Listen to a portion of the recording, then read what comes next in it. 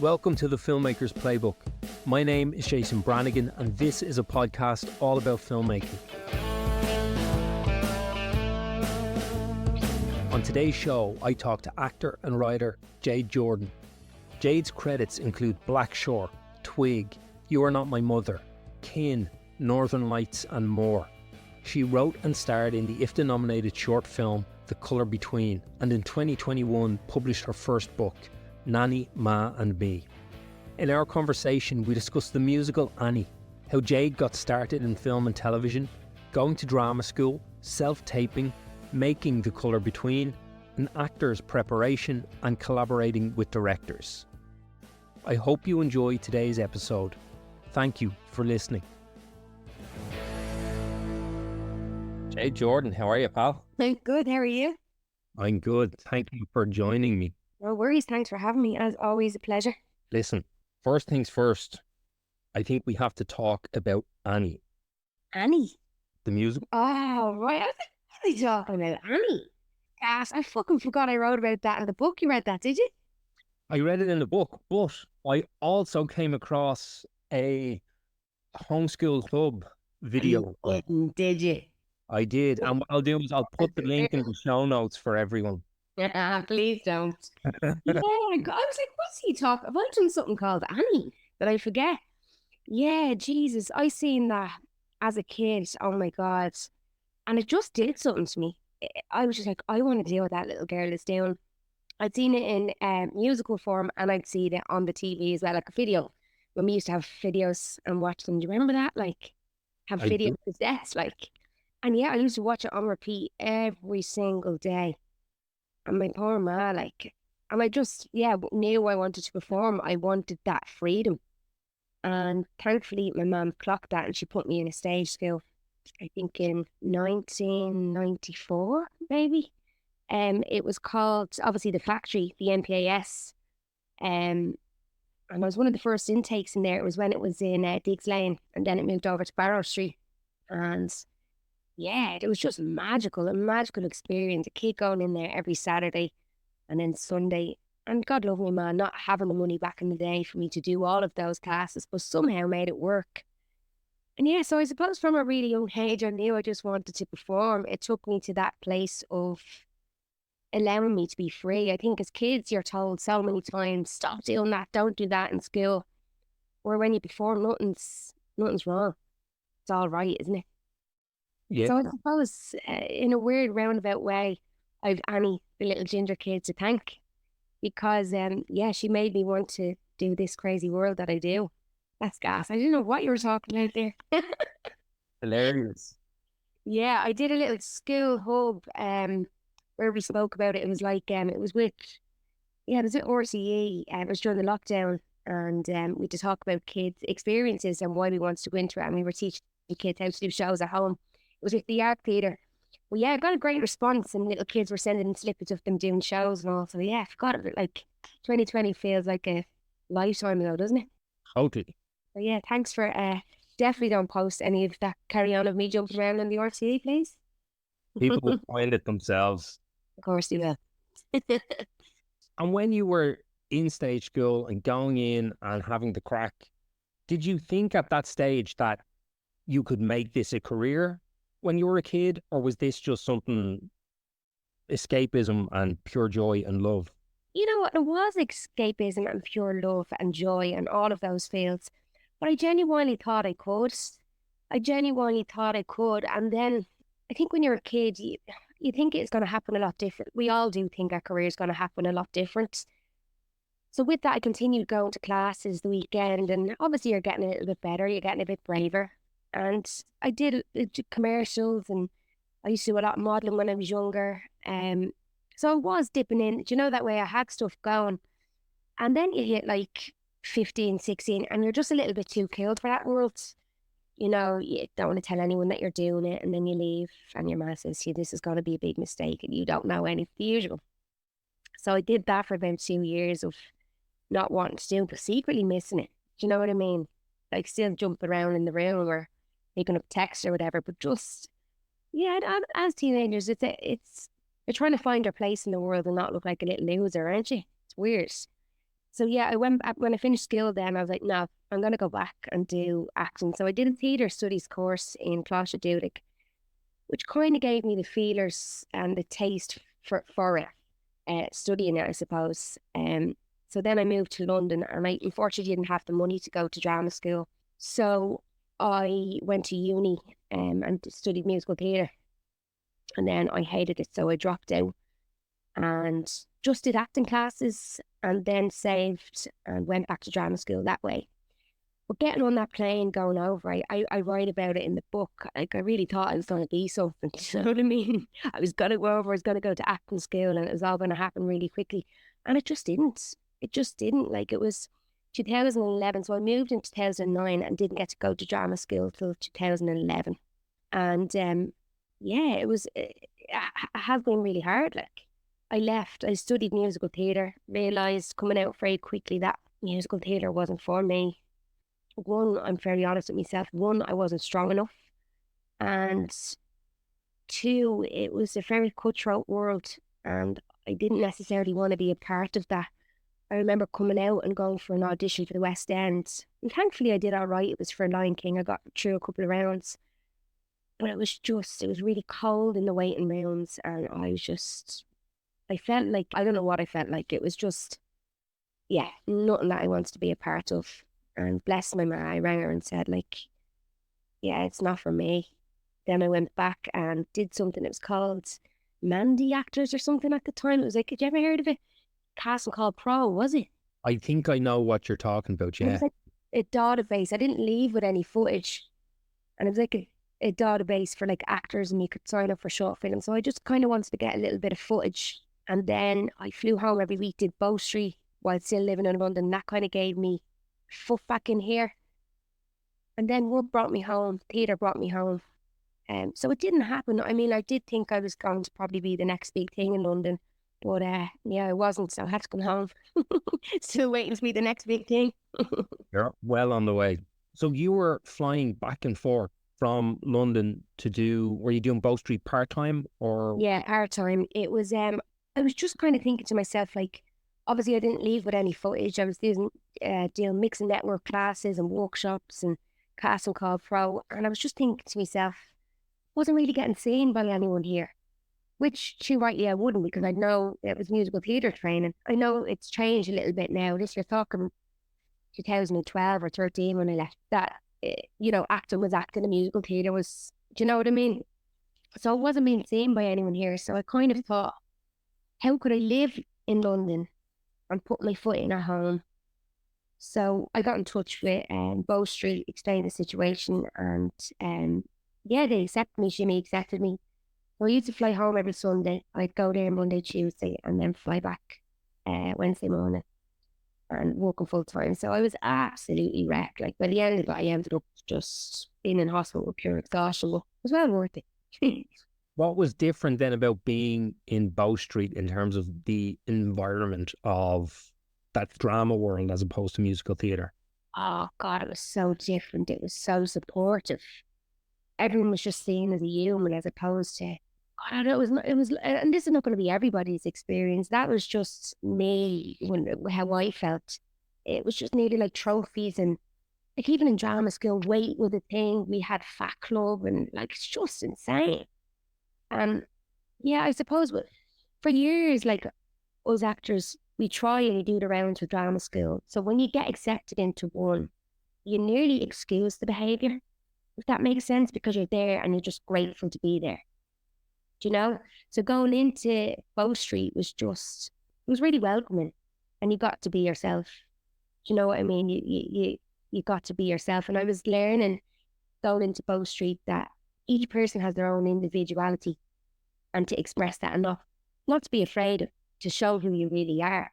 So it was kind of there, life started to make sense. And I was like, okay, when I'm working class, let's hold on to my natural, authentic speaking voice and not be afraid to hide that anymore. Do you know? Because I'd become this, then I ever went around not being myself. But do you know what I mean? Coming from Clondalkin, I can relate. You know, and then it just makes you a little bit smaller. And yeah, I just felt really welcome. And Shimmy was really great to me, if that makes sense. And the tutors that we had coming in, And I really got to embrace myself as a performer. So yeah, I hung up musical theatre shoes because that wasn't for me. But Jesus, I still love musicals and I still love that world, but personally not for me. It's their loss. I don't know. Anyway, I think you find your, when I was sounding silly, you find your calling. And I think acting was obviously my calling, or I wouldn't have gone this way or ended up here. What then was the actual training like when you were in Bow Street? Did you kind of land there I know you were doing some training and existing in a different world, but was what Bow Street were teaching you in terms of like very much focused on screen acting different than what you had been learning up to that point? Or was there any kind of shock to the system, like jumping into cold water when you get into that environment? You know what? No, I felt really bloody comfortable. I kind of just, when the camera went on me, I kind of knew what to do, which was in a weird way. I didn't expect that. It's a totally different world. You know, I mean, you are free on TV and film. You are free, but it's not the same as theatre. Like, you're so free. It's so open. The space is so big. You're very informative. And I know you are like that on screen, but everything's just a little bit more contained, hey? So yeah, it kind of felt, I feel at home when I'm on screen. I really do. And that just felt so comfortable for me that it just all clicked. And I was like, yes, this is what I want to do. Somebody hire me. So yeah, I think I just knew. And it didn't feel like I was just doing a part-time. Well, I hadn't. I'd studied. The performance is all still the same to a certain extent. And I feel really lucky that I have both of them because I can still do theatre. So I haven't I put musical theatre to bed in my dancing shoes and singing shoes, let's say, but theatre I haven't. Because I love that. That absolutely feeds the soul, 100%. And I think most actors that do both will tell you the same. It's like, you screw up, and you just have to get on it. You don't have a million takes, you know? But no, it felt good. And yeah, I felt settled in Bow Street. So then what was the biggest challenge or the most difficult part of learning that kind of screen craft over those couple of years? What was the hardest for me? Yeah. Not working, I think. Not being able to use the skills that I had obtained in both places. You know, you're eager to work. And I think now looking back, like, you do learn a lot. I learned so much in Bow Street and so much in my drama school. You learn when you're in the job. It's like no other training. The training on set is just, it's mind blowing. Like, you're still learning. And before we started this podcast, it's like I'm still learning about everybody's roles. And I'm intrigued by everybody's job because it takes everybody to make the job. You know what I mean? And that's another thing. It's like speaking to people about your job, like acting and what you do. Everybody makes the job. They say, you know, the actors are the important people, and we get you a tea, we get you a coffee and keep warm, whatever. But they're just as important as well as anybody. It's just the drivers, everybody. We're all so important because it all makes the thing. Does that make sense? I'm rambling here, Jason. No, total sense. Total. So when you reflect on musical theatre, let's say, what are the lessons from that you have carried through your career so far? So you probably said this, but I think you probably read this in the book. Like, my experience in drama school wasn't the best. I had a principal who told me I was pretty much shit all the time and I was never going to do anything and I was lazy. And she's driven me. I think she's driven me. Never let anyone tell you that you'll never succeed, or that, you know, you're not good enough, you're not strong enough. You know, she's touched it with me since, and she was like, that was to make you push further, but I couldn't have pushed any further. Do you know what I mean? I don't really believe in ripping artists apart, especially when there's no support or no love behind that. You know, to squash it into the ground and just leave you there. Because some people can't actually pick themselves back up off the floor, unfortunately. Thankfully, I'm a strong enough human to have still gone forward with art. Do you know what I mean? Because out of my 17 that were in my class, I'm the only one still doing anything. If you want to motivate someone and you think they can push themselves and they can get to a different place, there's a better way of doing it than just shitting on someone. Absolutely. I mean, like, You think back, but as I said to you, like when you're in that place and you're just grateful to be there and all these things, you don't realize it. And I think it's a thing that comes with age when you reflect, when you look back and reflect on things. Like, holy shit, I wish I had said, no, I would never let anyone speak to me like that, but I accepted it when I was there because yet again, I was grateful. But like, I'm paying this, me and my mom were paying this woman 25 grand. Do you know what I mean? He didn't need to speak to me like that. But yeah, looking back now, like I've done work on that and I thank her. I thank her because it's obviously pushed me to some extent, hasn't it? Keep going or whatever. So I think that's the biggest lesson is just, yeah, don't let anyone tell you you can't or make you feel small. I love that lesson. Mm. It's great. And unfortunately, the industry is, as I have spoken to people about, and all of us who exist in it know, it's built on consistent knockbacks. So Yeah. always good to know that you are resilient enough to keep picking yourself back up and moving forward. Yeah, I think for this career, really, like whether you're a director, is like DOP, I think it comes with resilience. You have, like, the knockbacks or something else. Like, the knockbacks or something else, And when you think it's the one, you get the knockback or whatever, and you just have to keep going. You do. And some hit harder than others for some, whatever reason. I suppose that's where you are in life so do that thing of not like, unfortunately, not giving it too much energy, but you still have to give these energy because you want it. So yeah, I mean, I've got so much better at it, but that's not to say that the next between me and somebody else, they get it. I won't take to the bed for a day or two. I'm pissed off at the world, but I suppose that's life. We move then after that, don't we? And it's that thing like when stuff comes out, or it always works out for whatever reason. If you don't get that, there's another job. So you can't see it at the time, but it does always show itself that that's the way it's meant to be. You mentioned learning on set. So I would love to just look at kind of the time from finishing in Bow Street, being ready to go and work. I think you made an indie feature early on, but 2018, Doctors and Rosie seems to be kind of some of the first work. Correct me if I'm wrong. Yeah. Yeah. What was it like then, moving from that safe space of school where it's safer to fail to suddenly landing, especially on a set like Doctors, which is quick fire and sadly doesn't exist anymore? That's gone. It finishes this year. They wrapped production, I think, about 2 months ago. Oh wow, I didn't know that. Jesus. I think I think I might have done the virtues first. Actually, now that I'm thinking, I think I did, Jason. Or did I do Doctors and the Virtues? No, the Virtues I think was first. It was only a day player. I say only a day player, but I was absolutely delighted. It was Shane Meadows, one of my favorite directors of all time. And yeah, it was amazing. And I was absolutely petrified. There's so many nervous squeezes before I went on set. I just thought I was going to, the usual, you're going to forget everything. I'm not going to know what to do. Because I actually hadn't been on a set. Yeah, it was the Virtues. I actually hadn't been on a set. And you know, it was really lovely that there was Irish people on the set as well, because I was in the UK. I think it was shot in Sheffield. I remember Helen being so lovely, which instantly made me feel comfortable. And Stephen Graham being sat in the chair next to me, and we had a bit chat. He asked me where I was from, I was telling him, and he's Jamaican in him as well. So so I was a little bit more, everyone was lovely. And I think that sets the tone.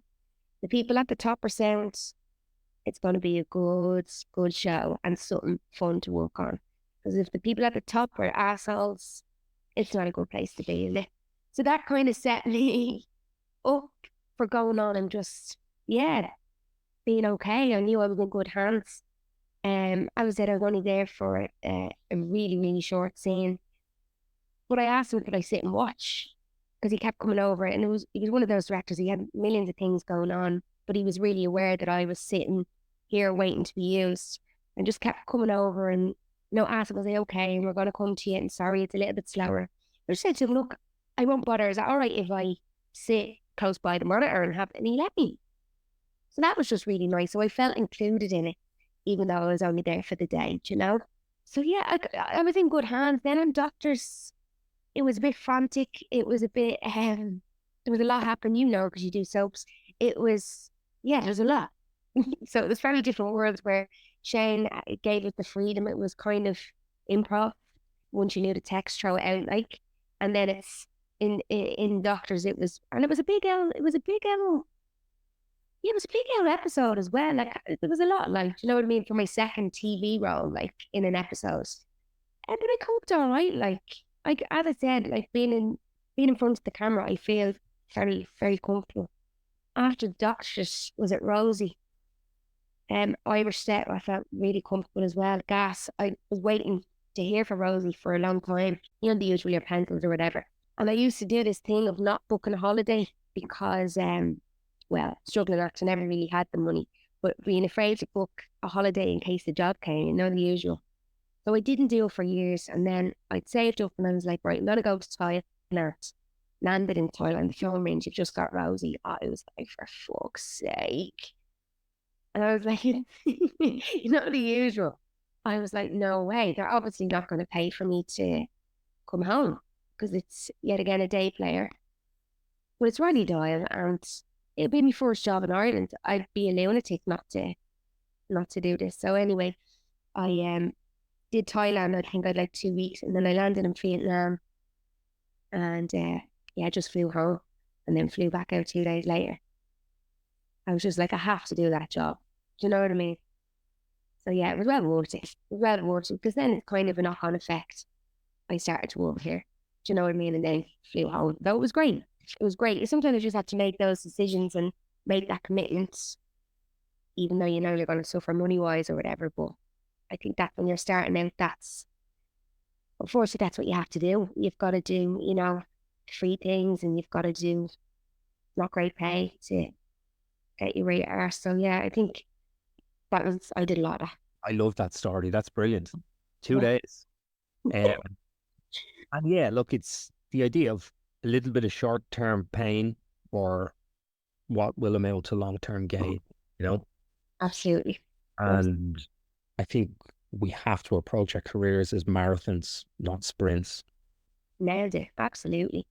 Absolutely. And I think we all want to hit at it with that speed.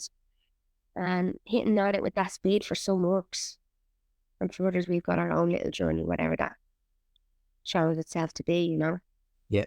I do think when you're starting out, you'd be... Then again, I've had that thing like, what is the one? You know, we're all waiting for the one, but what is the one? Because when you get to the one, going, all right, what's next? It's that idea of like, let's say if you're a bit sad and you go on a holiday, now you're just sad somewhere else. So if you're always waiting for the next one and never really in the one you're currently on, doesn't matter when the next one comes because you'll still just be waiting for the next instead of appreciating that present moment and doing the best you can in the work you're doing now. Absolutely. And I check myself with that because so many people, you know, will have an opinion of what you do. Like just if you're talking, I don't know, to anyone, what can I see? And you're the usual. And then I go, oh, the next big one will be next. And I'm like, I've really just started to think about, what is the one? You know what I mean? Like, what, you know, because every call you get to say you get a yes. I used to, in a weird way, I'm so grateful for everything. But it's just become so, I don't want to say, no, I don't mean this in a, how would I phrase this? With, like, I'm so grateful. It was like, oh yeah, okay, cool. Do you know what I mean? And years ago, you'd be fucking jumping around and the rounds are getting bigger. But you're just going, yeah, okay. And I don't know if that's a thing of just knowing you're deserving or, I don't know, what is that? I don't know. Sometimes I think of it just as, at a certain point, it is the job as well, right? And maybe it's more comfortable in the job that you can celebrate those things in a slightly different way. But again, it's first set you walk onto, you're sitting beside Stephen Graham. There's probably a point at which, like, holy shit, it's Stephen Graham. But the more you work, the more people you're working with, I don't know, I have always felt like I've got to realize, we're all just people just trying to figure out how to do. It is. It's like, we're all making it up as we go, ain't we? Like, you know, I'm new to this whole writing thing. I don't know what I'm doing. Like, I'm a deadline tomorrow and I've left it to the last minute. They're just sitting there on the couch this morning going, I'm, I'm just making it all up. Like I'm literally making it up. As are you, as are we all. I know exactly what I'm doing, Jade. It's, yeah, you do all right. But it's just mad. Like, it's just, yeah, life is, but it's so exciting. Like, I absolutely love my job with every ounce of my body. Like, I get to run around with buttons on set last week and drive old cars. It's amazing. Do you know what I mean? Pretending to arrest people and all, like, it's bonkers. Really, isn't it? Like, I never get, like, I get to be a child, hopefully, for the rest of my life. Brilliant. So do you. Directors are the biggest kids. You know what I mean? Somebody said to me a while ago, and they were like, directors are just the bossy one in the playground who has the most fun. And I was like, oh, I really like that. I haven't heard that before, but I can see it. Yeah. Can you talk to me about the journey to getting those first roles and those first yeses? I would imagine were probably bolstered by many, many no's on the run up to it. What was the process like then for you, the interim of like actually getting booked? Oh, yeah, Jesus. There were so many no's. So I think when I left drama school, in London, I had an agent. I was very lucky. I got an agent from the Showcase. And I kind of said to him, look, I don't want to do musical theatre anymore, but theatre I'll do. And I'm going to go back and do acting classes in Dublin, whatever. So they kept me on. So I always had a set of eyes on me, which I was really, really lucky because they signed me as a musical theatre student. They could have just said no and let me go. Well, I think the world is just a little bit more scarier if you don't really have somebody else looking at your career too or subbing you or whatever. But Jesus, there was loads of no's, obviously.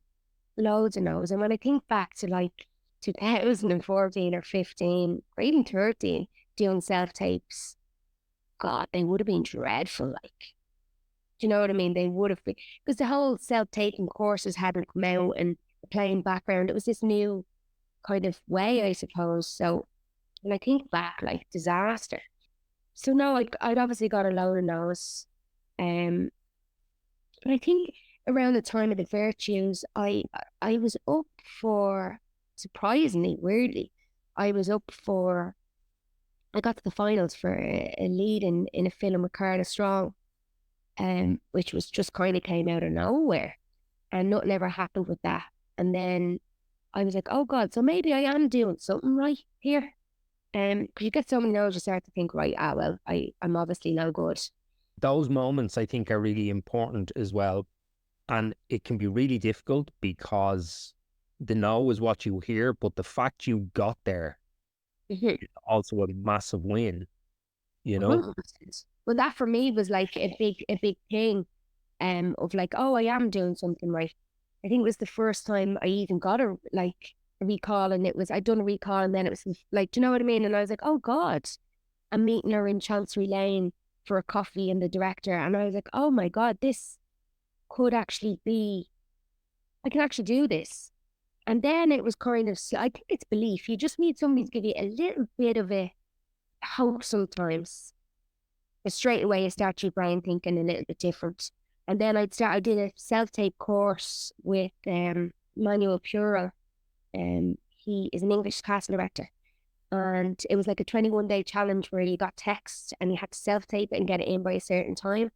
And that really helped me. Then I was kind of finding my flow into doing self-tapes.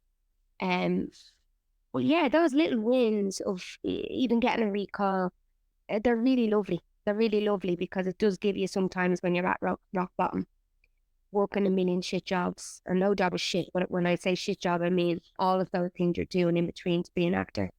It just gives you, okay, keep going. I will eventually get where I'm meant to be one day. Yeah, every actor really appreciates them. I think for me, I did anyway, and still now. Like when you're whacking in tapes and to be getting them thumbs up, it's a real good feeling to know that you're not whacking out shy. You're doing something right. That self-tape challenge, I'd love to just, so 21 days, was it a tape every day? Was that the premise? Yeah, I can't remember now the time of when get all over the place, but he still does it. And a lot of people you'd be surprised have done it. It's brilliant. And it was cheap. It was, at the time it was, I think it was like £150 or something. I'm sure it's more expensive now, but it was every morning, say 8 o'clock, you'd get sent out a piece of text. Say there might have been 15 on the course. We'd all get the same text and you could do whatever you wanted to that. So you could set it wherever you wanted. Obviously, it's self-tape. You could dress up in costume, whatever you want to do. But we all had to have it back in for about 6 p.m. that night, and then we'd view it the next day on a platform. But it was just really lovely because everyone was doing the same text, but like it wasn't the same text. Do you know what I mean? It was just, and you could play around.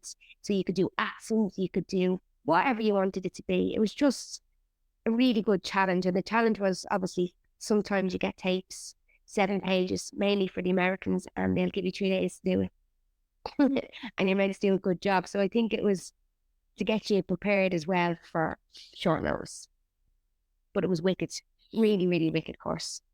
I love that. There's a great, like, I think any actor could probably, you could do that yourself, right? Set some sort of a challenge. But what's so interesting to me about it is, one, you get to see how everyone interprets those pages. I always find it so interesting as well when directors make scripts maybe that I've read. It's happened a couple of times and I couldn't really see how I would do it. I was the wrong person for it. But seeing what someone actually did with it then is such a cool experience. And then was there feedback when you watched them all back? There was feedback. But really interesting, like you say, it's like it gives you the moment of going, oh my God, I never would have done it like that, but that's actually how it's meant to be. And for you guys looking at self-tapes all the time, like what you get to see and how tough the decision must be. Like, and you know, you hear that thing of sometimes it's just height or sometimes it's just the hair colour. Sometimes genuinely, like from being on casting panels now and reading in for people and holding workshops and stuff like that, I now actually see that. I'm like, you can't take it personally. You know, it is all about making, let's say, a family unit, or, you know, if the chemistry between two people that are meant to be in love, it has to look visually right. Like, there's so much that comes into the equation. But yeah, there was feedback on that course. Obviously nobody went to town on anyone, but yeah, it was a really good course, really, really good course. I would love to see everyone's tape from day one versus their tape from day 21, just in terms of the quality of what they were producing. Oh my God, you could see a difference big time. Sure, even in mine, I could see a difference on how I was setting it up, how experimental I was being with the characters, and not just going for the obvious. Because I think sometimes, well, I used to do that, really just go for the obvious when you get sides. Where now, I think, I was teaching this week and I was just saying to people that are coming out into the acting world, like, you've only got, it is kind of true. I remember Maureen Hughes saying years ago, and of course that I did with her, like, you've got kind of 20 seconds to kind of get that interest. And you really do. So it's about making really super bold decisions that you've grabbed them from the get-go. Like, if I'm sending a tape to you, I've got your attention. Do you know what I mean? So it's not about making the obvious.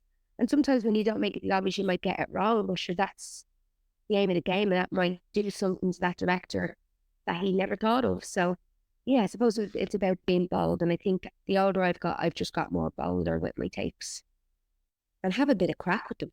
And I think if casting director or director is watching 20 tapes or 50 tapes, whatever it may be, if everyone is coming down the middle and your tape makes some bold choice, even if it's not wrong, you're still going to stand out amongst the crowd. I think that's the point in this world, is to stand out and is to make an impression. Because I think with directors and with cast directors, you might not necessarily be ready or right for that role, but I do find they'll always remember you if you've done a good tape or something for them. This is something that has come up a couple of times, and Lawrence O'Furin spoke about this as well, that you can feel like you're sending these tapes out to the ether no one is seeing them, but casting directors are. When a role comes that is your role, they will be the first to champion you for it. Oh yeah, it's happened to me as well. Like, you know what I mean? They'll come back and go, right, okay, not for that, but for this. Even being up for like lead roles in TV series and not getting the lead, but obviously being very, very close or whatever. They'll come back and offer you a role. And I always thought, fuck's sake, like, I used to think, is that just because, oh, they have to give you a role? But it's not. It's not. They want every role done by a good actor. They want you in it to be a part of it. You weren't necessarily right for the lead this time around or whatever, but they've given you something because they believe you're a good actor and you're deserving of that role, and that role is actually right for you over the other role or whatever. So it's changing the thought patterns as well, because our brains as actors can go, oh, well, fucking, they're just giving me a role because they have to now. Nobody has to give you anything in this world. Every role, people, do you know what I mean? There's people to fill every role, and more than one person. But it's true. Like, I've often done a tape. Or as well, another thing, like, I've often been hired because I've worked with a director, and yeah, like, they'll get feedback. So if I work with you, somebody might ring you and go, what's she like? The role has come in pretty quick. Somebody's got COVID or whatever happened to me in 22, I think. And it was a TV series, and the actors were brought over from the UK. One of the girls got COVID, and my agent rang and was like, look, you have a meeting in an hour with this director, was Rob Quinn. And I was like, right, okay, but get me material. Don't throw me in with somebody and I'm trying to make an impression if I've an hour. Like, please ask for material. Give me time. See if you can push it to 2 hours or whatever. And got a phone call back. He's like, don't worry, you're cast. And when I went on set the next day, he's like, Dermot Goggins spoke highly of you. So he just checked my CV, see who I'd worked with, and knew I could do the job. You know? Yeah. So, and I was on set a day later. So, yeah, it's all about going in, doing your job as well. And I do think I always come back to this. It's about being a nice person, because there's so many not nice people out there. Couldn't agree more. And there's a really interesting lesson in that. And it happens to directors as well. People pick up the phone and they call people, or they text people, or they email them. It's a small industry by all accounts. Yeah.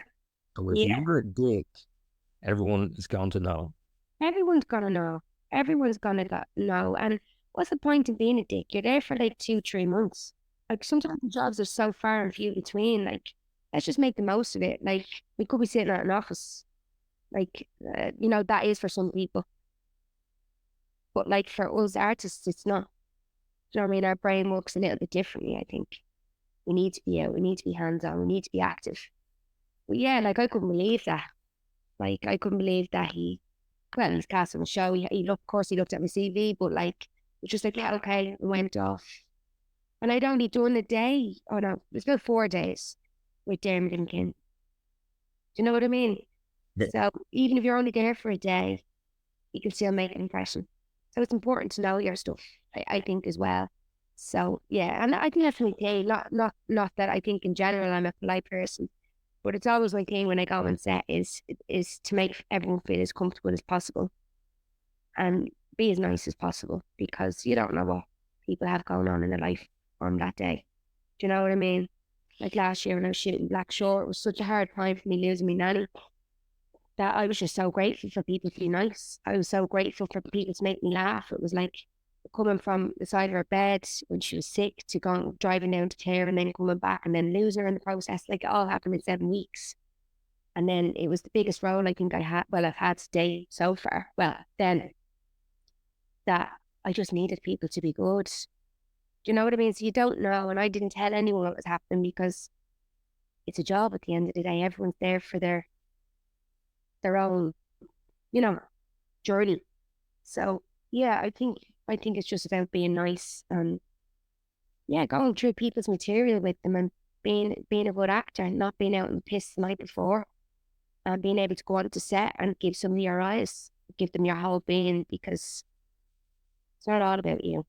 I'm so happy to hear that you had that experience on Blackshore at that point in your life. Yeah, well, I think it was, it was mental. It was so mental. And it was one of those things, the whole thing was a blur, like a real big blur. It was, you know, when you grief, it's just, you're numb. And I'd come into set and I'd do a scene, and to be honest, I wasn't there. You wouldn't even fucking remember what you'd done, because you're just in the moment. You have to be in the moment and then out. But in a weird way, the job helped me. Like, at the time, I was like, oh, I can't do this. I can't do this. But I needed that job then, I think, to preoccupy the other part of the brain. And Rob and Rebecca were just amazing to me. Like, they gave me the time I needed. Dottie gave me the time I needed. They worked the whole schedule. And you don't always get that. So I was just forever grateful for that, you know. And it was one of those things, I was like, it's either going to be the fucking worst thing that I've done acting wise, or it's going to be the best thing. So I was like, will I watch it? Won't I watch it? Because I knew where I was. And do you know what? You wouldn't have a bleeding donkey what I was going through. So that was enough for me. Do you know what I mean? That was enough for me to know I proved I was able to do my job. You know, like in those moments, you don't think you can, I suppose. So being able to then do it is like, that was a massive hurdle and a massive pat on the back, because it's not a normal job. You're not sitting at a computer. You have people touching you left, right, and centre. Do you know what I mean? You are vulnerable. You have a camera. You're getting notes. And you're not even there. So it taught me, like, those humans are pretty impressive. Yeah. Yeah, I mean, I hope I never have to go through that again when I'm in a job like that. But the likelihood is we all will go through that. Do you know what I mean? But I think for us, it was you had so many deaths on that show last year. Like, I think it was something like 15 or 16. Wow. Yeah, it was a lot. It was a lot, whether it was an auntie or a brother-in-law or... Oh, it was a lot. It was a lot. That is a Yeah, lot. it is, isn't it? Mhm. But yeah, I was just grateful for Rob and Rebecca and Kathleen, and yeah, for people minding me and just hugging me when I needed a hug. So that's, yeah. And I think it was one of those things, I'd never fucking done a sex scene before. I'd love to just do that. I never had to do before. I was like, oh, jeez. But look, yeah, like, you never think you're going to be asking the director to pass your bra off the ground, but sure, that's fine. You know what I mean? So I look back and I laugh, and I am grateful for that character. Like, I am. I think that character Donna will always have a piece of my heart, because she got me through. I was going to ask you a question at the end, but maybe you have answered this there. Mhm. I had a question, and it was going to be, what has been your biggest challenge as an actor? I know recently you spoke about having to do your first intimate scenes, on Blackshore, but are there any other big acting challenges that you have faced, or something that has been very difficult for you to do? I think that losing me, Nanny, was the hardest. And what was really hard for me as well, it gone off the subject, was when the book came out, and I think me and you spoke about this when we met for a coffee that time. It was like, oh, it's an amazing opportunity, but it was so exposing. Like, when we have meetings and we're doing EPK and stuff like that, like, we're talking about the characters and we're talking about our experience, but it's not personal. Like, the book for me was very personal and very exposing.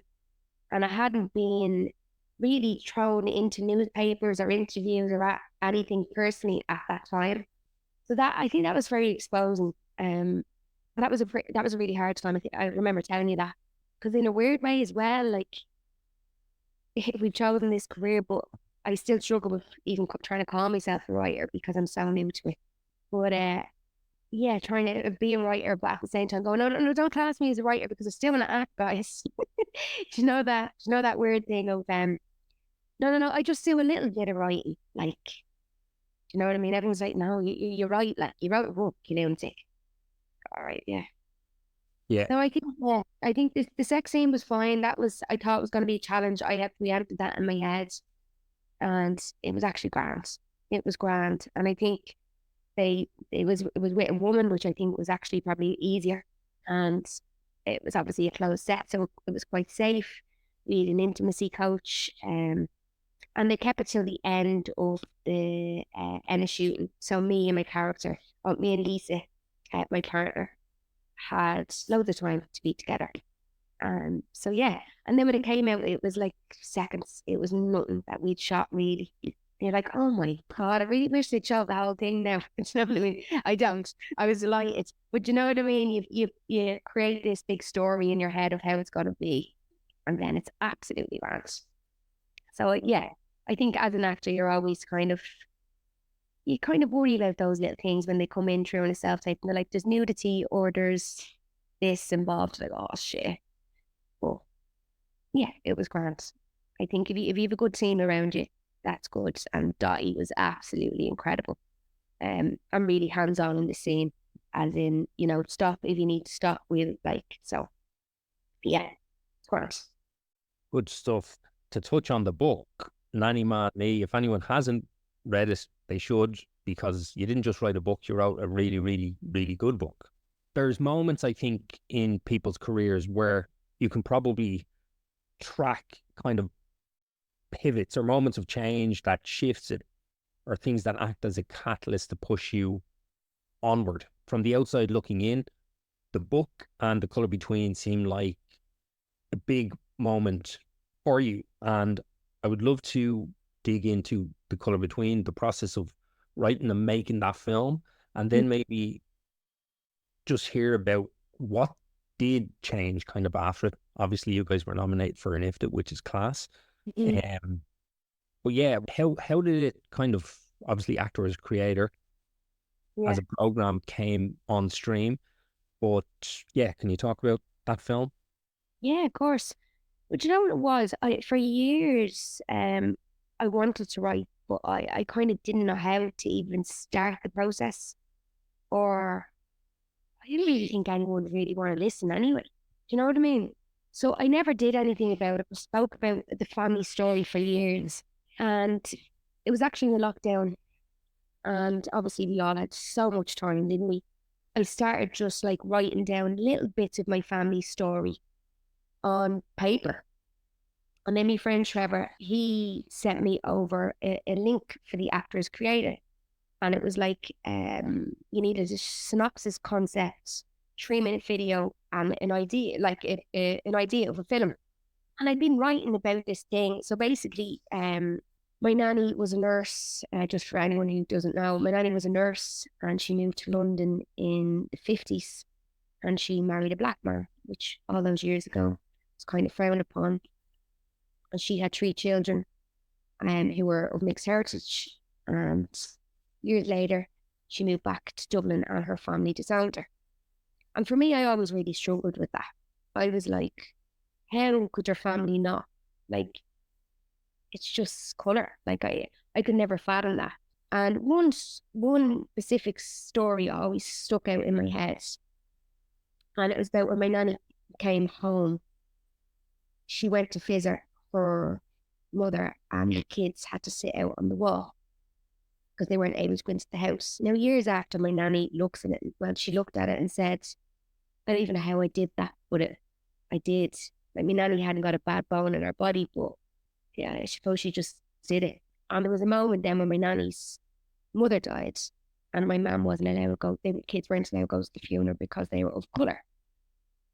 And that image, when I write, I see images in my head, images like stick in my head, and I write that way. Does that make sense? Totally. Like pictures. And I had just wrote about that on a piece of paper, and then Trevor sends me this link. I'd wrote about my mum kind of going to a grave and not being allowed in, have to stand outside or whatever. And then this application came in, and I was like, oh, I could make a little story out of my mum's story, but make it present day. Because £2.5 isn't going to allow me to do it. A period piece, unfortunately. So yeah, that was where the idea stemmed from. I kind of spun it on its head and did it present day, that my partner's family didn't kind of accept me and my child. And so yeah, got the funding for that, made it. Dave Tynan directed it. And it was kind of mad. I'm going to say that film really changed my life. Because it really did. I was seen as an actor. I felt like I was seen a little bit more seriously because I'd written it. That makes sense. And then it got nominated for an IFTA, which was really amazing. It done really great in the festival circuit. And it was a real like, oh well, so people do want to hear people's stories.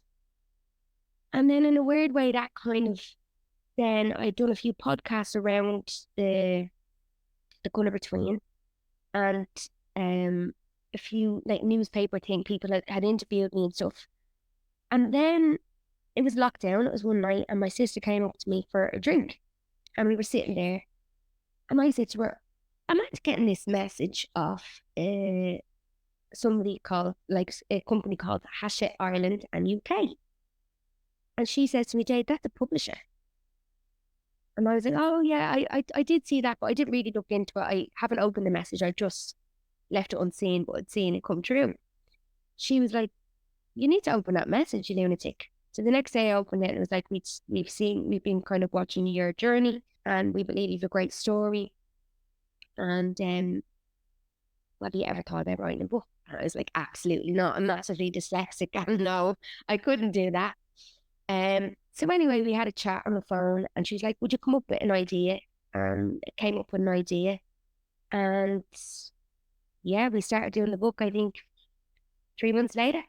And I thought it was only fair because like, it's my story, but it's not only my story. So I said, look, I come on board, Nanny and Mama come too. So the three of us had contracts, so we did it as a collaboration.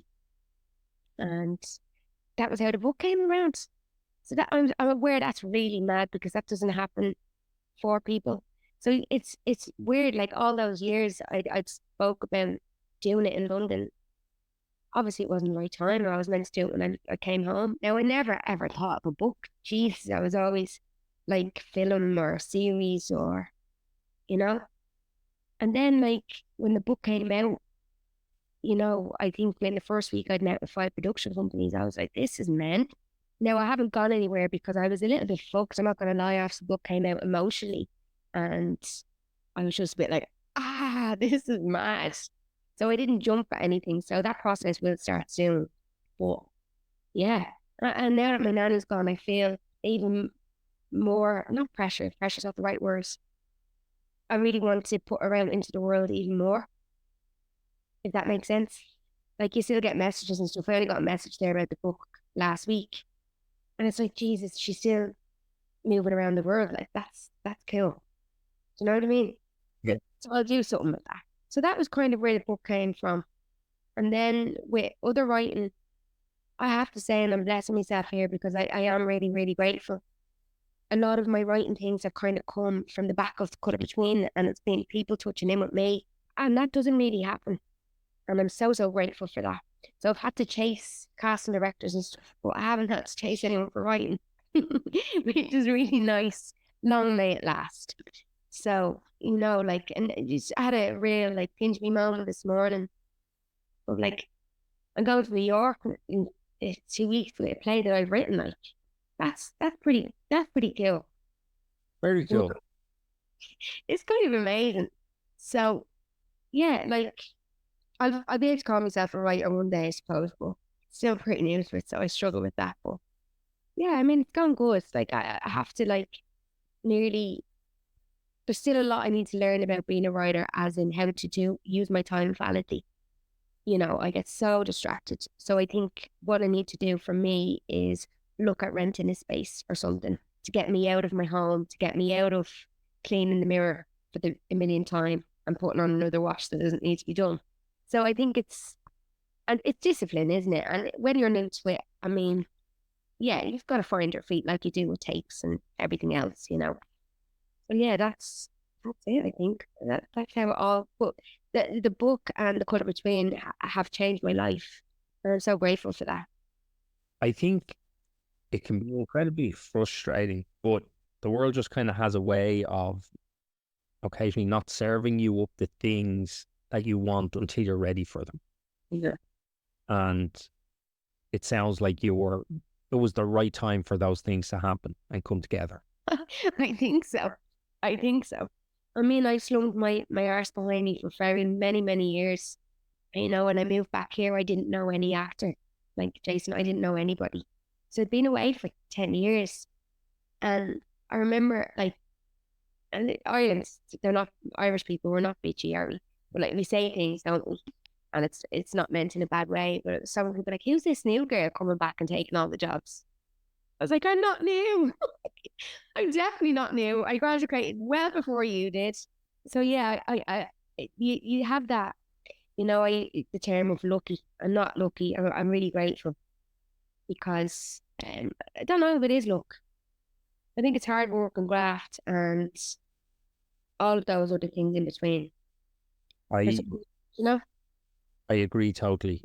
I understand there are things that can occasionally look like lucky accidents, but I genuinely believe that people who stumble into luck have put massive amounts of work into arriving at those moments. And to put it all down to luck, I feel, can often undermine the labor that someone has done to like build their craft and make sure they're seen and all of those types of things. So Yeah, it can really diminish it, you know. And I think it's about changing those words in our vocabulary because I think we all do it. And we're so apologetic of our success as well, which diminishes it as well. It's okay to be successful. It's okay to be getting these things. Do you know what I mean? yeah, Like, I think, yeah, I think we are just so apologetic, aren't we? very much so. Yeah, a bit better. Earlier you mentioned about getting those no's, and some of them hurt more than others, and sometimes you get one and you just gotta go and right, I'm in bed for the day. Mhm. I think my experience of you is you're incredibly positive, and that positivity is infectious. So I was wondering, how do you handle those no's or those moments of the low points that everyone encounters more often than maybe the highs? Yeah, like, obviously, effing blind out me. I go to gym.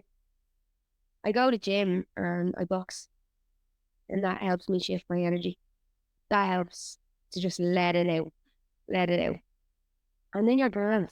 And like, I had two massive blows last year, but it wasn't the right time for me. I was fucked after my nanny. There's no way I could have done either of those roles and done them to the best. Like when I finished Blackshore, I just hit then, and I was like, it was just a bit too much. So now I realize that I couldn't have got those jobs as much as I was raging at the time. And you know, they probably would have been life-changing jobs. They just weren't meant to be, you know? So I do just box, and I kind of, the older I've got and the more work I've kind of done on myself, I'm aware that there's something out there that's actually better for me in the long term and more suited to me or whatever it may be. So that's how I deal with them. But I will say I'm very used to being in those finals for things. So it has got a little bit easier. And that's a gorgeous place to be because I'm doing something right. Do you know what I mean? So I hold on to that as opposed to being fucked off with the other person that's got the job. Because actually they're more suited to it for whatever reason. So yeah, I'm definitely better and good at handling that. The boxing in the gym helps me for sure. Is it? Sweat it out, get it out of you. Just move the energy, Yeah. static energy. Otherwise, do you know what I mean? And I used to sit in that static energy for a day or two. What's the point? It makes you feel shit. Get out and move it, and it'll come back around. It's all energy that just needs to go out of the body. It ain't gonna serve me then, and then you're fucking feeling down. You get sick. Do you know what I mean? It's just not worth it. Yeah. So yeah, I don't really allow myself to do that anymore because I just always come back to there's something out there that will come knocking when you least expect it, and you're like, oh well, didn't know. And timing, I wouldn't have been like my health has been so fucked for the past 7 or 8 months, and it's all down to grief. So there's no way I could have done it as much as I would have liked. There's no way. And to be able to imagine going into a job and not being healthy enough, or well, not that I'm not healthy, I'm healthy, but I was actually sick. Do you know what I mean? And have to lose a job or have to step out of a job. No actor ever wants that. I have to be replaced if you're not on form. Like, so yeah, I say my nanny was protecting me and that's why I didn't get those 2 jobs. Hey, So roll on the bigger ones. absolutely. Well, thank you for sharing that. No worries. Craft question then. Yeah. So you get a yes, you get scripts. Yeah. How do you begin to prep a character, or what kind of work are you doing then with a script in terms of trying to interrogate who that person is? And I'm sure this changes and shifts kind of job to job, but are there kind of like guidelines that you have for yourself, steps you take? Yeah, well, I think first of all, reading all the scripts, the episodes, or the film, knowing where they've come from, their backgrounds, what they want out of the people that they are talking to in the scenes. But I think you find the character when you start shooting. Do you know what I mean? I'll always have like a character, like a breakdown. So where they've been before the scene, why they're entering into the scene, what they want to get off that person, when they leave that, where they're moving next. Like a continuous journey, health wise, like where they are health wise. Do they smoke? Do they drink? How does that feed their being? So I normally do it like that. I'll do it boards and kind of have them from a young age going upwards, life experience, parents, good upbringing, bad upbringing, and how that feeds you. But I think, like I was saying to somebody the other day, like, I'm only Jade saying somebody else's words. So I'll put my own life experience on that character too. Do you know what I mean? Like, there is people that believe they can step into a whole other character. That's never happened to me. Did that make sense? Yeah. So I am just Jade saying somebody else's words with a different twist on it. When you're doing that work, really, are you doing that in conjunction with a director, or is that stuff that's just for you, so you have some internal life? Well, it's so I have internal life. You don't always have that luxury of having those conversations with the director. Like, sometimes you do.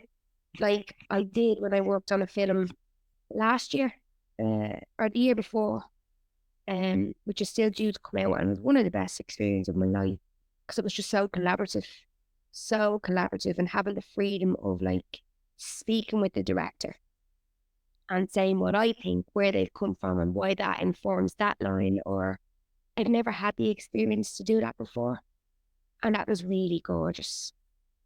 Now let's see how it looks when it comes out, but it was such an amazing experience to be able to feed the work that I'd done at home to the director, because the director doesn't always have time to do that with you, unfortunately. And maybe that's because it was a lead role that they have that time to have that conversation with you, if that makes sense. They'd probably no choice but to have that conversation with you if you're holding it. But yeah, I mean, you would like to be able to feed that to the director, but like if you're there for 7 or 8 days, there's no way a miss scene, they're going to have that conversation with you. Rob Quinn is a great director. He will come to your trailer before you start in the morning, and you'll have a little chat with him. And I love that. I never had a director do that before. Just come in and just have a conversation and go, right, well, where are we at for this scene today? I was like, oh, I love that. So yeah, you'd love to be able to relay all that between you and have your, depending on the job, the size of the job, I think, what freedom you have to do that. In those instances, how do you then, let's say you've prepped a character in a particular type of way, and you have ideas, you're coming to set with some choices, you kind of are going to see what happens, what your partner gives you in a scene. Is there any kind of fear around maybe something not aligning with the director's vision of a character? How do you stay totally malleable and adaptable and willing and able to just go throw all that prep out? Yeah, it's a good question, isn't it? It's a really, really good question. I used to prep with an inch of my life, because I think I had that. As much as I say I felt so comfortable in front of a camera, you still don't want to mess up. You still want to be hired again. And I remember just thinking, I prepped too much. Like there was no subject to change. Now I prep. I know the story, but there's an openness to me. Like every time you do a take, like Helena Walsh taught me a lot. You know, is to incorporate your outer world and not just the world of the scene. And I use that. Orientate before I go into a scene. I listen. I think there's that thing as well of with fear and nerves and all of those things. Sometimes we forget to listen. But the most important thing to do in a scene for me, I think, is listen. Listen to the other actor. Give them your eyes. Words are words, but if you actually actively listen and are there with your eyes, that's a scene. I do prep, but I also don't prep within an inch of my life anymore. Okay. Because I trust myself that I'm able to. I trust myself enough as an actor now. I think I've had a good few jobs that I'm able to trust that I have to be able to be open to do what's asked of me. Because sometimes you can get it wrong. And you're like, oh, fuck, I didn't. And then it's explained to you. And then there's nothing worse than not being able to change something. Because you've done so much prep and you're in this rhythm and this loop. Oh, it's an awful place to be. So, yeah, I think know your stuff, but you've got to be able to, whatever works, you've got to be able to throw it out the window. There's a balance then of like the right amount of prep or the right type of prep so as to not come in fully equipped. Like, yeah, like a job that I went just come off there. Like one day, I had a load of words to say. I was trying to do it in a Scouse accent. I was like, fucking hell, loads of words to say today. And yeah, and you're thinking of an accent and you're doing all these things, and there was loads of people around, just dead bodies and whatever. And the script just kept changing. And thanks to good Jesus, I knew my material because the lines every take just kept changing. No, that doesn't work right. We do what? I was sweating, but being able to take it in, plus the note, plus the different action plus that continuity note. So yeah, you just have to know your material, but in a sense that you can also throw it away. Like I remember the director and the writer coming up to me and then saying, that was, I don't know how you did that because that was a lot of information. I said, I fucking don't know how I did it either, but we got through it, subjugating the lines. So, yeah, you just have to be able to, and, you know, yeah, and breathe. Don't forget to breathe. Like, at the end of the day, I think sometimes we take this job massively, like it is a serious job, right? It's a job, but we can take it too serious. Like, we're not doing open heart surgery around. We're literally having a bit of crack. So sometimes you just gotta, not take yourself too seriously or it too seriously. Because it'll stop you from being able to be free, I suppose. You mentioned Rob Quinn going and having a little chat with you at the beginning of the day.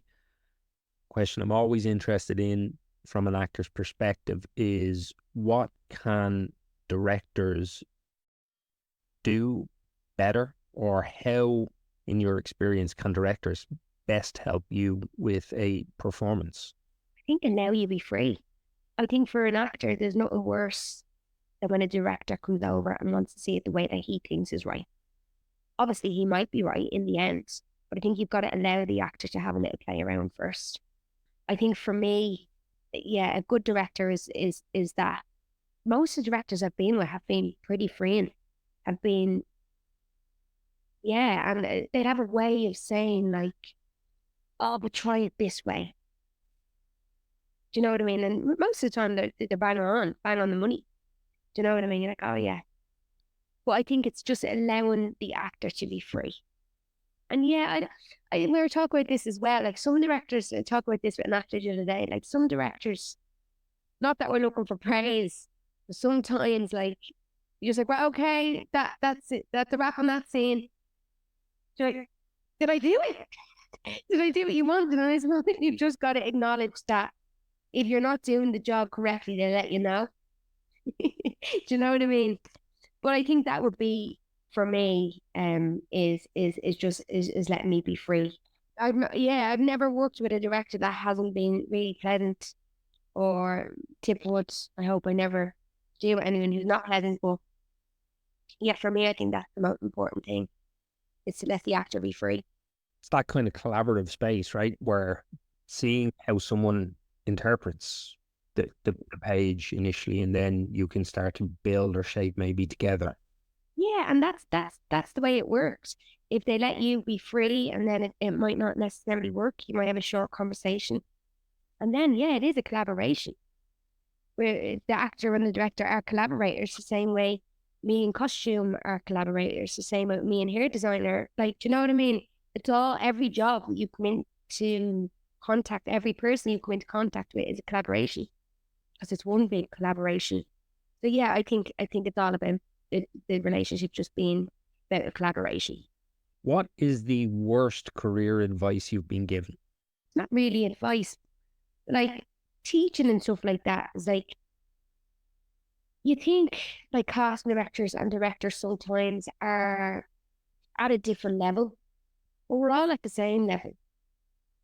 And I think this is totally going off the subject, by the way, but like I think sometimes we're afraid to ask casting directors or directors any questions. You know what I mean?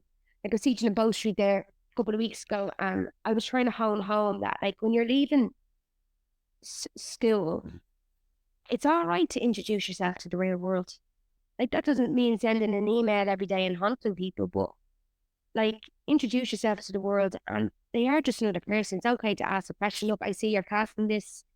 There might be such a role in there that I'm suited for, or whatever. Sometimes we don't actually don't get like with the Irish crowd over here anyway. You'll send an email, they'll get back to you. Do you know what I mean? That's totally off the subject. But worst career advice, I don't know actually. Yeah, well, somebody trying to squash you down from not being your true authentic self was a real big. The minute I started just owning where I came from, my whole life changed. I went into rooms and was myself, as opposed to not fully being myself.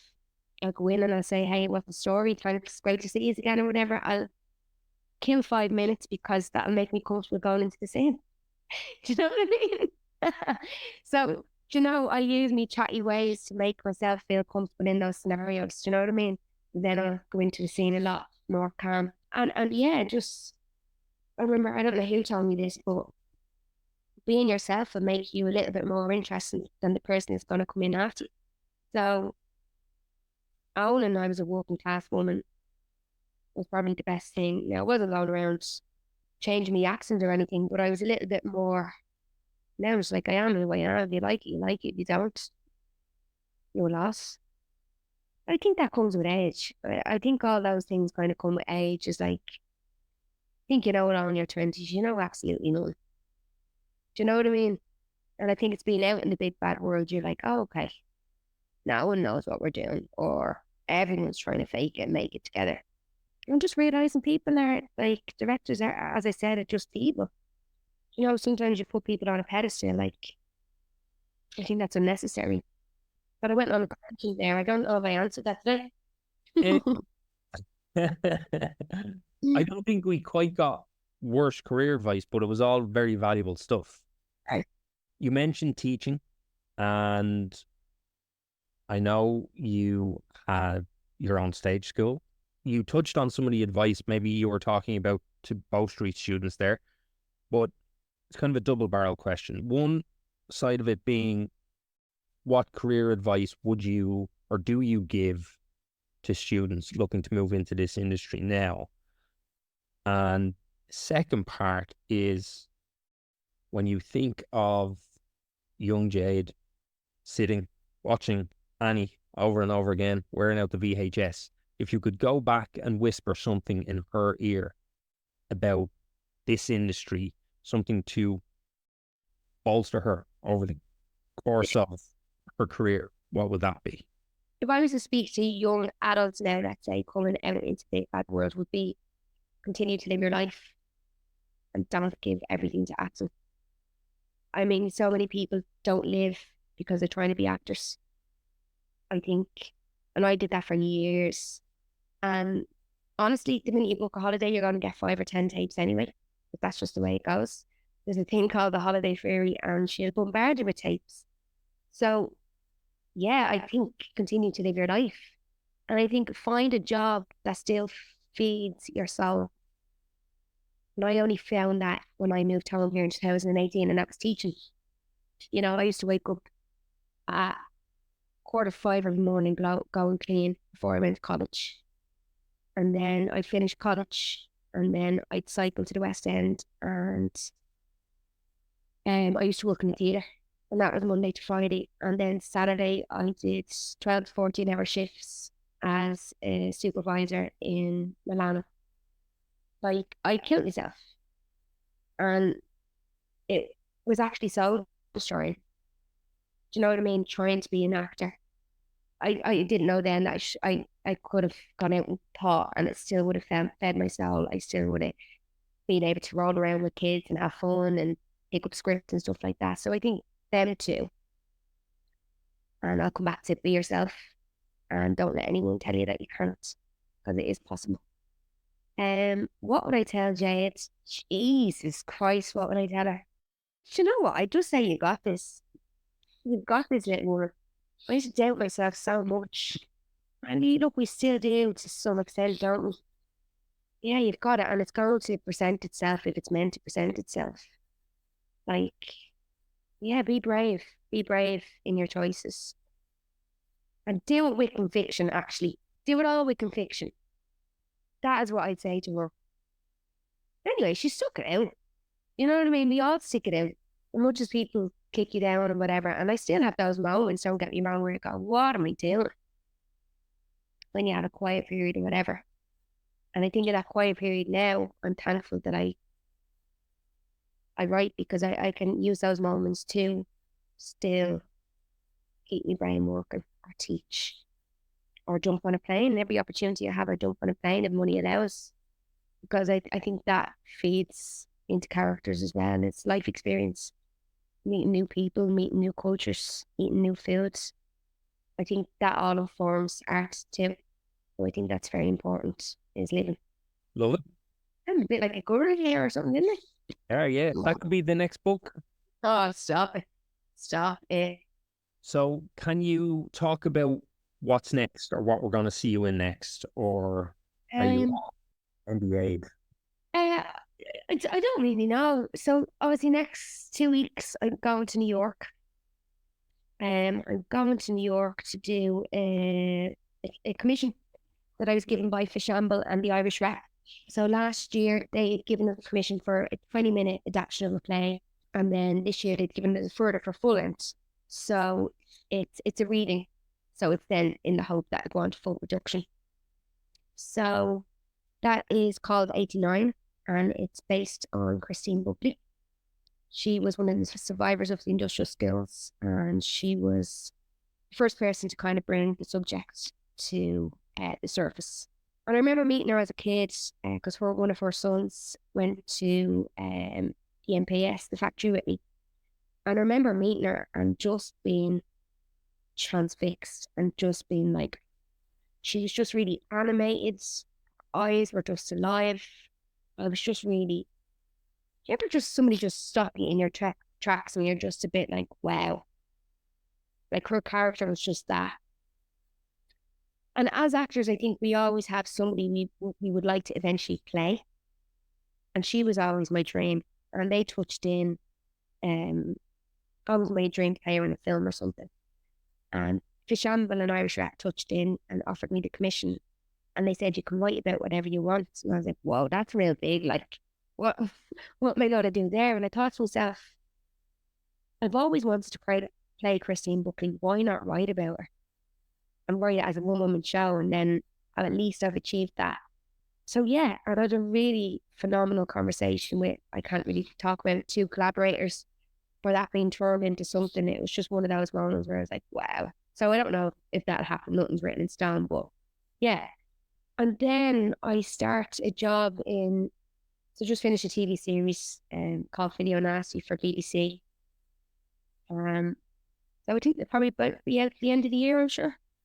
Myself and John Connors did, I don't know what's happening with it now, but we shot a film in 22, and we finished it last year, because both of us went on to jobs then in the January, so we couldn't finish it till last year, summertime.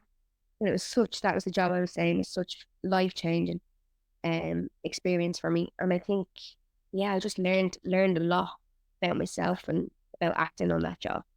So that's meant to be out soon. It was such a great job. So I hope it looks like that on the screen. I'm sure it will. That was called Leopard Skin Jasper. I believe the name's changed, but I'm not sure what it is. And then I start a really bloody exciting project in September that will see me for a couple of months. So I'm really excited about that. It was one of those jobs that I take for, I had a ball. And then months went by, I heard nothing. I was like, right, grand, it's gone. You know, you kind of give it like 2 weeks. I normally give it about a week, and you kind of know if we're going to have a meeting or whatever. And that was it. And then the phone rang. Got there about 2 months ago. And I was like, right, they want to meet you on Tuesday. I was like, what? What the hell? So I went in, and weirdly, I knew the other actor that was going to have the chemistry test with, because I'd worked with her before. And I knew the writer. And I was just so nervous because I knew the room. You know what I mean? It's different if you don't know them. And I was either going to eat me alive, or I just had to throw everything out the window and have a ball in the room. And I had an absolute ball and had them falling around, which is always a good sign. And I knew walking out that door, I made the decision hard. Whether I got it or not, I was happy. It was one of those where I was like, yeah, okay, I'm not going to beat myself up if I don't get it. I made the decision extremely hard for them. So I found out 2 weeks after I got it. So I start shooting in September. Deadly. Yeah. So a nice little lead role. So I'm really, really happy. Really, really happy. And it's something that I never really get to play. So I'm excited. Right. So I don't think I can't actually say too much about it because I just can't. But I think from now to then, obviously I'm in New York, come back, do the reading here. And then if something lands in between, great. But I have another commission to focus on. So I'll get that done and just train loads, I think, and enjoy the summer. So I'm ready to go into that job in September, feeling really good. I'm ready to tackle the mammoth job, I'm sure. So so that's it, I think, for now. For now. Yeah, for now. But we'll continue to keep doing takes and all in between, I'm sure. But I'm lucky, feeling really, really lucky and grateful after a couple of months off. Grateful that I get to go back. And my health is getting better. So that's the main thing. And I'm ready to tackle the jobs head-wise as well, do you know? Good. And Jay, I am very grateful to you and for you, and can't thank you enough for coming on and talking. No, grateful as always. I mean, when did we shoot together? Jeez, when was that? Was it? I think so. I know we need to do something else together again now, don't we, really? We do. We said we'd write something, so we need to sort that. I have just the one. I'm ready. And that's where I'm going to end this episode. Thank you. And that's a wrap on Jade Jordan. Thank you for listening to the Filmmaker's Playbook. If you're enjoying the show, please share it with a friend and follow and rate us on Apple, Spotify, or wherever you get your podcasts. If you have feedback, questions, or topics you'd like me to cover on the show, please put them in the comments section on our Instagram page at the Filmmaker's Playbook Podcast. You can follow me on Instagram at Jason Branagan Director, and you can follow Jade on Instagram at missjade.jordan. Links and social media handles are in the show notes. Join me next week when I talk to cinematographer JJ Rolfe. Until next time.